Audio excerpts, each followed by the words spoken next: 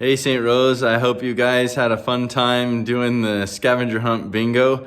Those are always little fun things for me to do. And I hope it got you outside. I hope it got you thinking creatively. I hope it got you interacting with somebody. Those are important things to us. This week, I just want to share with you guys games that I used to play when I was a kid that were really fun, and the memories that I remember that maybe will be useful to you. Sometimes me and my brothers and sisters were stuck inside, especially as the weather changes and we couldn't go outside and do the stuff that we would need to do, and we couldn't have friends over or whatever. So we invented a bunch of silly little games. Hide and seek's always fun, but not so much in your house where everybody knows everything and there's really nowhere to go. But what we would do is we'd play hide the thimble. And we'd pick something as a thimble. I don't know. You pick something that you know that everybody knows what is. A thimble used to be used for sewing so that you didn't poke the needle into your thumb all the time. But to hide that in the house somewhere, and then people take turns finding the thimble. You make rules like it can only be in these rooms, or it has to be showing a little bit, or however you do it. But that was a fun game, and then inevitably we would get really good at hiding it, and we'd have to give hot and cold hints to each other so that we didn't get too frustrated. But that was a fun game. Another one that was a classic family game was charades.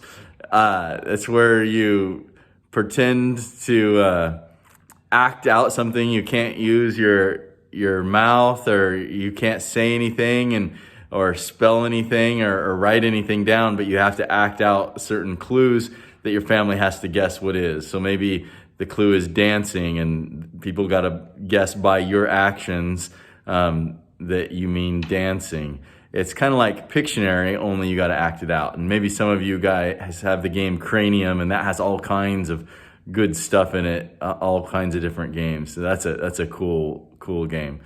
Another one that I think that you probably have never played that I loved, me and my brothers and sisters loved, was I don't even remember what we called it, but my dad, when he was in college, had made a strobe light for one of his projects.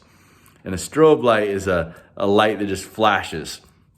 And when you put that in a room that's dark, it makes you lose all concept of depth perception.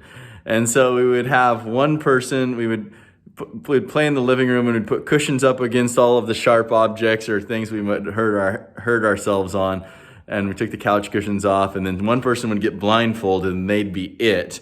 And then everybody else would be running around kind of like Marco Polo in a pool, and the person would have to touch you. Now the blind person, they can't, they're not affected by the strobe light. They just can't see anything. But all of us trying to hide around the room were really affected by the strobe light. So it was a fun game that didn't last too long, because someone eventually gets tagged, and of course we had to not cheat and go out of the room when they got close to us. But it was a fun game. My point is this: play some fun games with your family. Some things that you're going to remember. You make up your own game. These are real simple little things that you can do that can be something that's super special for you and your family.